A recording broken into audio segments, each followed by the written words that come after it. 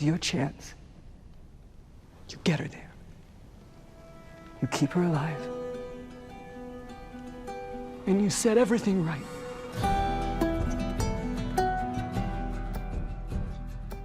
Hello, everybody. This is Troy Baker, your host here for the official The Last of Us podcast from HBO. If you were with us last week, we got to discuss the pilot, an amazing kickoff to this incredible story. And today we will get into episode 2, which we hope that you have watched beforehand, because this episode deals with the very untimely, very tragic, but wonderfully beautiful demise of Anna Torv's character, Tess. So right now, let's jump straight into the conversation with co-creators of the show, Craig Mazin and Neil Druckmann. Neil, you directed this episode, stepping on stage, seeing something that you had created in a digital medium now actually becoming tangible. What was that like for you? It's one of the highlights of my life. I sometimes tell people, it's like, oh, it's as if they made Disneyland just for me. To me, like, one of the greatest compliments I think an artist could have is when you inspire another artist. Absolutely. And here I get to work with like hundreds of people that are at the top of their game. These are the best people you could get for TV. Like, I got Craig Mazin. I got like all these people that are so in demand, and they want to make The Last of Us. That's the thing they want to work on for the next 200-day grueling shoot. Walking on set, I could feel that love. And it made me emotional to see that and feel it. But I'm curious for you, transitioning from just this white stage with 64 cameras all around and your actors are walking around in these weird spandex suits to now being on a set where the sets are practical, the props are practical, the actors are in wardrobe. The big difference is you have to plan everything ahead of time on a TV show in a way you don't in the game. In the game, we do this performance capture. Everybody's wearing these funny suits with these balls. And then once you get their performance and you kind of have it in 3D, you can place the camera wherever you want. You could change their costume. You could change the set. You could even change the character. Right. Can't do that on a TV show. You can to some degree with VFX, but for the most part, the frame you have is going to be pretty much your final frame. So there's all this prep work you have to do ahead of time. You're meeting with like all the department heads, whether it's like special effects, whether it's the costume, whether it's the set, whether it's the actors, and like doing a table read with them. Just so then you can get to that moment where like, okay, everything's ready to go, and you say action, and then you hold your breath and hope it all comes together in the way that you've envisioned it. And when it does, it's this incredible high that you're like, oh my God, we all came together. There's this camaraderie, this collaboration that just feels amazing. And I've had a bunch of people ask me, it's like, oh, what was it like to direct? Is it so crazy? Were you nervous? I'm like, I steal this line from Craig, which is like, I cheated. Because they all love this material so much, and they want to do right by it, and they want to do right by me. Like, everyone is there to help me. Honestly, I think the only piece of practical directing advice I gave him was to wait a little bit longer before saying cut. That was it. Because sometimes you get these little bits of bobs of things that you can sort of keep.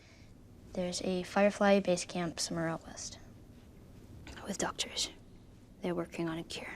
I've heard this before. And whatever happened to me is the key to finding the vaccine. That's what this is. We've heard this a million times. Vaccines, miracle cures. None of it works, ever. Fuck you, man. I didn't ask for this. You and me both. This isn't going to end well, Tess. We need to go back. Let's talk about the casting of Pedro Pascal. Well, there's an old saying that you write a movie 4 times: when you write it, when you cast it, when you shoot it, when you edit it. And casting seems like, wow, that's on the same level as writing and shooting and editing? Absolutely. So what happens is there's a feedback loop between the actor you cast and the screenplay you're giving them. And the feedback loop is, they said they want to do it because they read that script. You're already on the same page, literally. But, of course, every actor has their own idiosyncrasies. Every actor has their own way of portraying things. And the really good screen actors also have an incredible sense of where they are in the frame and how close the camera is and how subtle they need to be, because the littlest things will get picked up. there's a moment towards the end of this episode where Tess reveals that she's infected. And Pedro, as Joel says, show me. And she takes a step forward before showing him, and he flinches. It made me angry. I watched it. It made me angry because I was like, fuck, that's so good. It's so good what he does. And the thing that he did that I loved is there's such this beauty to see Joel be afraid. Yes, which was something we talked about all the time. Needing to undercut as much as we could what was just always naturally going to be there, which was heroism. Right? And heroism is real to an extent, but if it exists on screen in the absence of vulnerability, then you begin to become unmoored from reality. And everything we wanted to do was to say to people, listen, we're showing you extraordinary circumstances, a world that's fallen apart, and there are monsters, and all this stuff is happening, but it is applicable to your life right now here. In the world that isn't fallen apart, and there are no monsters, but there is love and fear and hate. Mm-hmm. And if you don't undercut heroism with vulnerability, you start to lose touch with that. And what Pedro brought all the time, every day, was that kind of thread of vulnerability. And I also have to say that he said so many times that his work with Anna Torv, who plays Tess, was half of it. Because, I mean, you know this as a performer, it is a dance. You are not alone. And he said, she is so present with me in those scenes. And I think he would be the first person to say that part of that instinct to flinch is how present she was as she moved toward him. It did not look like a choice. It was an instinct. It completely instinctual. People have seen this reaction online, which is like, they're like, why did you tell the actors not to watch the game? And it's for this moment you're describing right now. It's like that flinch doesn't exist in the game. Right. If he was just trying to copy your performance, Right. the best he could do is a poor imitation of your performance. Right. Instead, we wanted Pedro and Belle and everybody else as part of the cast to make it their own. And that's why it's like, trust us that we put everything on the page that needs to be there. We're not asking you to replicate anything else, because great performances come from the inside, not from the outside. You do this opening, it's Jakarta. What was the reason for it? Well, one of the things that we can do in television that we can't really do in something that is ongoing, like a movie or a video game where somebody can play all night long if they choose, we have episodes. That means we have starts and stops. Mm-hmm. And the beautiful thing about stopping is you get to start again. Every start is a new opportunity to reorient people or to disorient people. I mean, I'm particularly fond of disorientation. It's something I've been watching Vince Gilligan do this forever, where you have this 5-6 minutes of the beginning of every episode of television where the audience is the most open and receptive they'll ever be. They are willing to be confused, mystified, puzzled, as long as you get them ultimately on solid ground. And I think we knew we wanted to give a little bit more of an origin story. We wanted to see what it would really be like at the very, very beginning, because we're all pretty smart about this stuff now. And we wanted to show also that it was global, that this wasn't something that was just happening in America. This was the world. By the way, that is a huge deviation from how we made the game. Please. In the game, the game is so much also like, it has this like Americana love letter. And so made a conscious choice that we will never leave the perspective of the United States. Originally, we had this plan for this montage where we saw all these places in the world and what had happened to them. We just didn't have the money for it. But we thought it would be really interesting to see where it all begins. And as we often do, then immediately asked ourselves the question, what person can we convey this through? And then to take it one step further, what relationship can we create to portray it through? Because I really do believe that that's what people respond to more than anything. And so here you have this little interesting short relationship between a military officer in charge of, fighting pandemics and a mycologist, a woman who studies fungus. And I'm really fond of that last moment where it was just really one long shot of her sitting on this couch and explaining why we were so screwed. She says this line in Indonesian, but what it translates to is Bom. bomb. Mulailah pengobom. Start bombing. Bom seluruh kota Bomb this city dan seluruh orang yang ada di dalamnya. and everyone in it. Right. And it was really important for me to make the audience understand there's nothing you can do at that point that is going to make this better other than the unthinkable. That's one of the beauties of that scene, which is like, again, in the game, you walk through what we call the outskirts of the quarantine zone, this area that was bombed to oblivion to try to control this outbreak. And even that didn't work. And here you get to see, how could someone reach that decision? Yes. And you dramatize it and you see characters like, and again, when she has that realization, that moment is like, oh my God, my time with my family is limited. And now, it's almost out. I like gotta to hang out go. with my family. Yeah.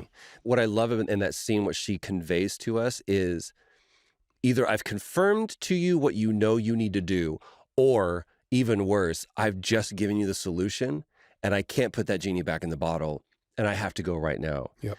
The reason why I think it works actually, and why my mind tracked back to that intro, is because as we head into the outskirts, Ellie literally has that line.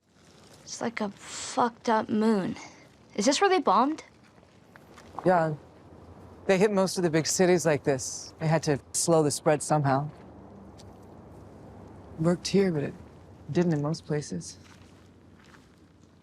There's another beautiful thing that I'd love to talk to you about.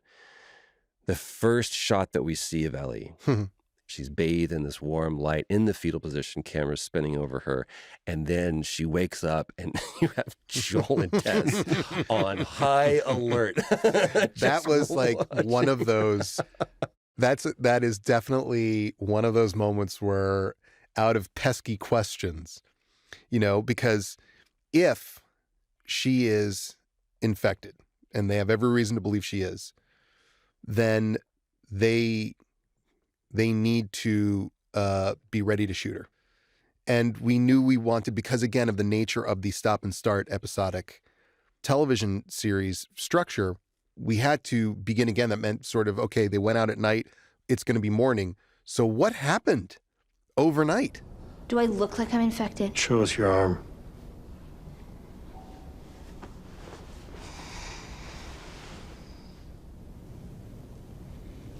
Yeah, it's not getting any worse, is it? In the game, we don't do that, right? Exactly. They pull an all-nighter and they fight just keep clickers. going. That's Exactly. what happens. And because a player doesn't have to put the controller down. Right. So you guys in games cannot stop really until you hit like some major plot point. But for us, we're stopping all the time. So, okay, how did that night go? And what I love about that scene is you start to see an interesting difference between Tess and Joel. And the difference is Tess has hope, which I love because it feels like a surprise. She seems so tough. She seems like she has assimilated into this new world quite well. I mean, she's getting beaten up and she's like, whatever. And she deals in trades in arms. She runs the show between her and Joel. Clearly, she's the boss. And here suddenly, she is expressing hope. And there is something, you know, we had talked about and we wrote it. We never shot it. And it was a little bit of a backstory of Tess and the fact that Tess had a kid. She had a husband and she had a son, and they were infected and she had to kill them. She killed her husband, but she could not kill the son. She couldn't do it. She locked him in the basement. She locked him in the basement where theoretically he's still a clicker. Because we had a cold open where we just like, the camera like pushed on this door and you just hear this pounding coming from this basement. And then we cut out. Yeah. And then later Tess would tell the story of like how she couldn't kill her son. It like Craig is saying, it didn't fit. But it was fun to think about. It cuts to something that she has that Joel doesn't want to have again. She is brave enough to dare to hope. She made it through the fucking night, Joe. It doesn't matter. It's gonna happen sooner or later. All right, we're still close to the wall. We sneak her back into the QZ. We find a different way to get the battery. This is our best shot. You have to remember that Tess knows how to influence Joel. So, like, when they're sitting in that salon and she's like, it doesn't matter if it's real or not. If the Fireflies believe it's real, Right. we get what we want. Right. At that point, Tess already believes. She believes. Interesting. And She she believes. just is telling Joel what he needs to hear in that Yes, moment. because what she says to him is, she made it through the fucking night. And he goes, you got to stop talking about this kid like she's got some kind of life in front of her. And Tess says, if we bring her back, they're going to scan her and they're going to shoot her. So Tess is in mother mode. She's in mother mode. She's trying to protect and keep this kid alive because she's starting to believe that this kid is the real thing. And Joel is absolutely ready to send Ellie back to be killed. We take her back to the QZ, someone's gonna notice her arm. They're gonna scan her. Then they'll kill her. Well, better them than us. By the way, I think Joel is being completely honest when he says, better them than us. Right. Mm-hmm. He realized already what's going to come down the line. He was like, I'm going to have to kill this kid. Right. And I don't want to, but I will. Yeah. Quick question for you, Neil. Explain how the infection spreads in the game versus how it spreads in the show. Yeah, in the game, it has two vectors. So one is some kind of fluid transfer, a bite, or where there's a lot of concentration of cordyceps growth, fungal growth in the environment, there could be spores in the air. And if someone breathes enough of those spores in, they will cough and then become infected as well.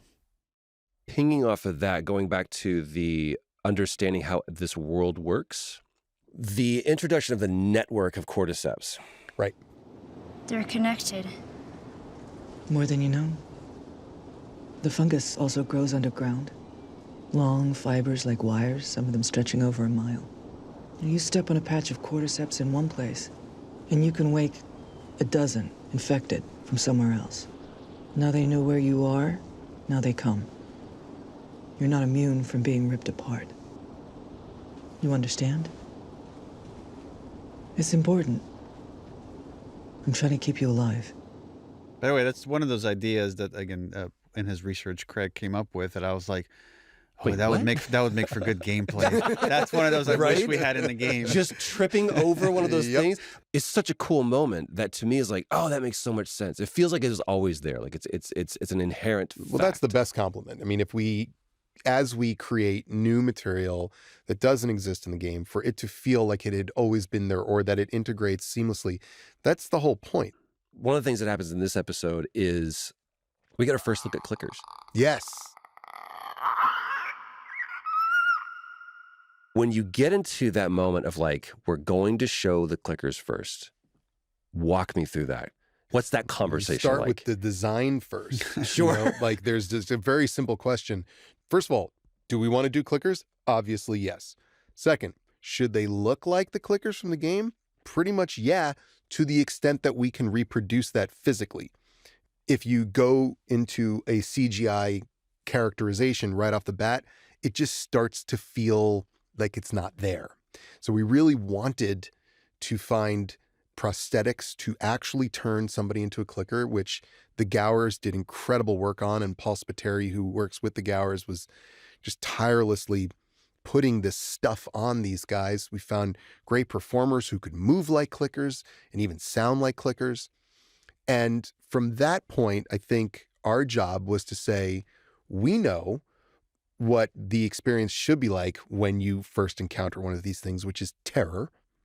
And now what we have to do is, within the matrix of that sequence, give the audience some relationship payload. Because while we're doing this, clickers are running around and looking awesome and screeching at us and clawing and biting, something interesting is happening, which is, for the first time, Ellie, who was following Tess out of the QZ and who was being protected by Tess in the salon and who was asking Tess questions about what happened to the world and who doesn't like Joel, Ellie is now suddenly stuck with and relying on Joel. It is the beginning of that. That's what I put down. I was like, this is the team up episode, Yes. right? This is when we have this completely silent mouthed conversation where he goes, they can't see, but they can hear. By the way, but that was a reshoot, what you're describing. Talk to me about what? Okay, how? Because our creative partners who hadn't played the game, Carolyn Strauss in particular, who was my fellow executive producer on Chernobyl and was the executive producer of Game of Thrones and is a sort of a legend. And she in her very simple Carolyn way said, I don't know what the problem is. Like, why I don't get that they can't see. Oops. Yeah. Like the fact that they don't have eyeballs isn't enough. And I don't necessarily know why they're clicking. So we had seeded a line when they're walking on the highway where Ellie's talking about, oh, I heard these rumors like, Everyone said the open city was crazy. Like swarms of infected running around everywhere. Not exactly like that. You know, people like to tell stories. So there aren't super infected that explode fungus spores on you? Shit, I hope not. Or ones with split open heads that see in the dark like bats? We had the curse of knowledge, and we're like, that'll probably be enough. And then if we set up the action sequence, that plus this equals understanding of how clickers work. Or or not. Or it did not. And then we went back and just did a little bit of itty bitty reshoot.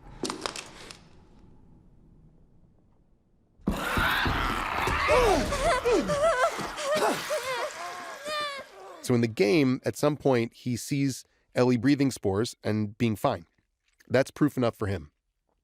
But for us, it made sense that in that clicker fight, she got bit. We don't know yet that Tess has been bit, but we know that Ellie's been bit, and she's not concerned at all. You all right?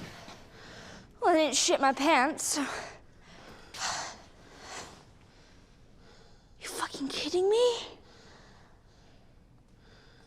I mean, if it was gonna happen to one of us. That was also how we got around to dealing with the proof of Ellie's immunity, because we aren't doing spores. Now, Joel is thinking, okay, the first one didn't work. This one's going to work. And then look how angry Tess gets. One of my favorite Anna Torv moments is that she gets angry at him for his inability to imagine that something good could happen. What about the kid? Maybe the first bite didn't take. And what about the second? How about you just take the good news? Can you do that? Like to think for once maybe we could actually win? Just go and watch her. And her anger is not simply because he's being cynical. Her anger is, I've been bit. I'm going to die. Everybody I loved that got bit died. Can you please imagine a world where maybe this doesn't have to happen to me or anyone else ever again? And that's a pretty remarkable thing. And when we get to that rotunda and she reveals that she's been bitten, she goes over to Ellie and she shows Ellie's arm, and we can see the difference. We can see it. So it's proof for us too. Ellie's not going to be infected. She is immune. And Joel has to absorb the reality of that at that moment. He has no choice otherwise. I just want to touch on that real quick, which was, to me, this is one of the beauties of this adaptation, in that this sequence that Craig described from, the moment that Tess is bitten, which is a secret for the viewer and for Joel. So we're maybe a little confused by how big her reaction is, when he's being cynical again, and he's surprised that all of a sudden she's like pushing back on him so hard. These are all elements, again, that exist in the game in a different way, but the underpinning of all of it was just like, Tess, now there's a growing desperation for this journey to mean something. It's her last chance at redemption, and she knows it.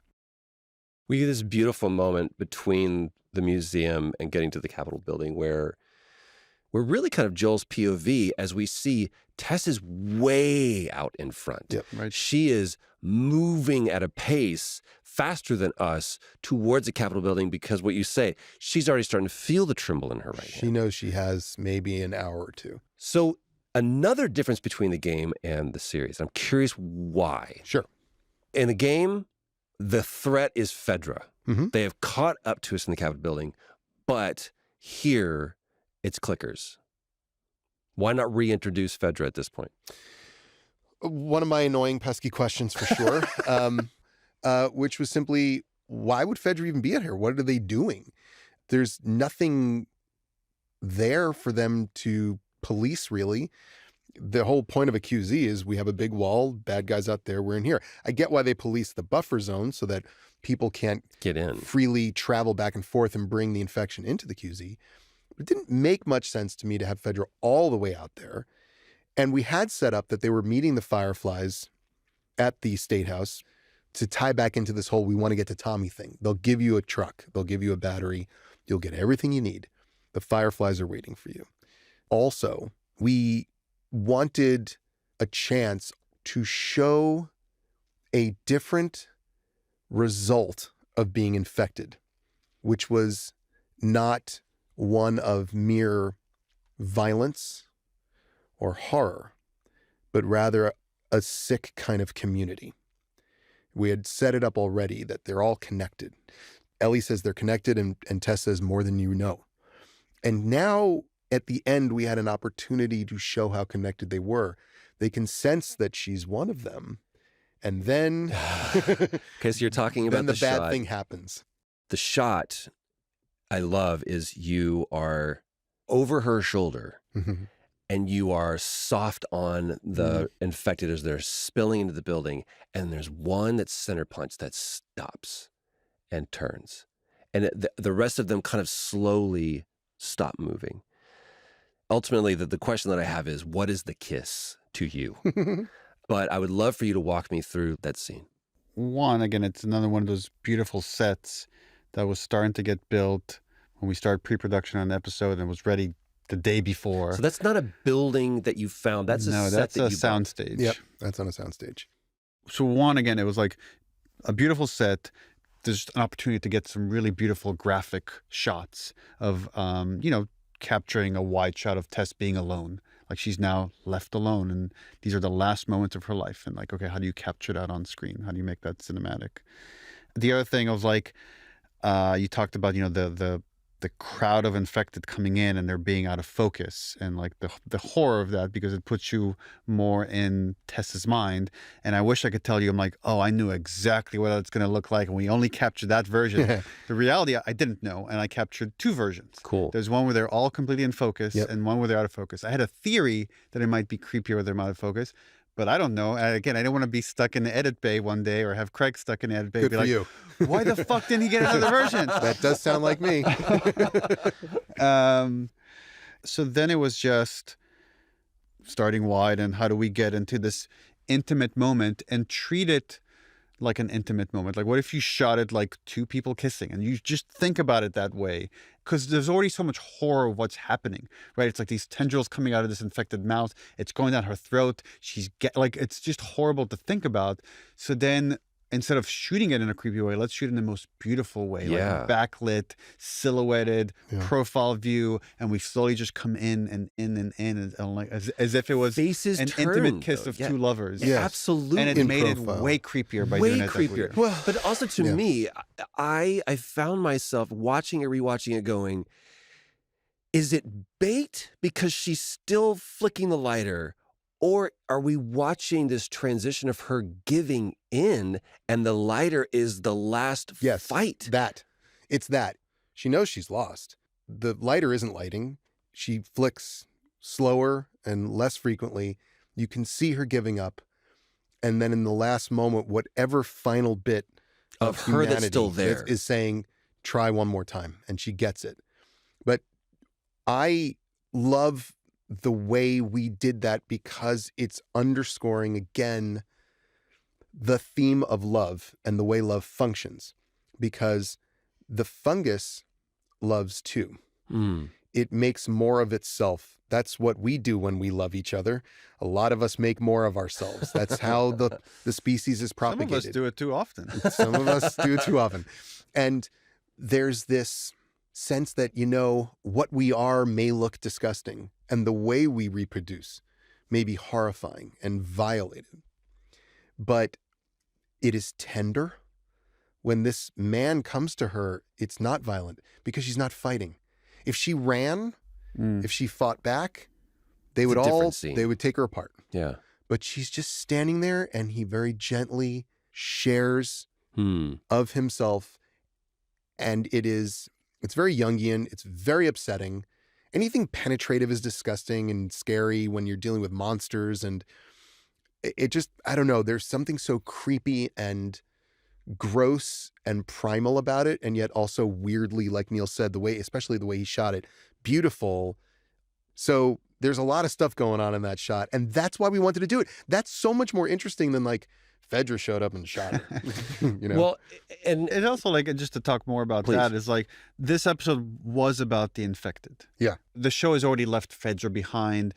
But again, it's like in the game, I think the choices is what really defines these characters. So like in the game, Tess makes a choice where like, I'm going to stay behind to buy you some time. Right.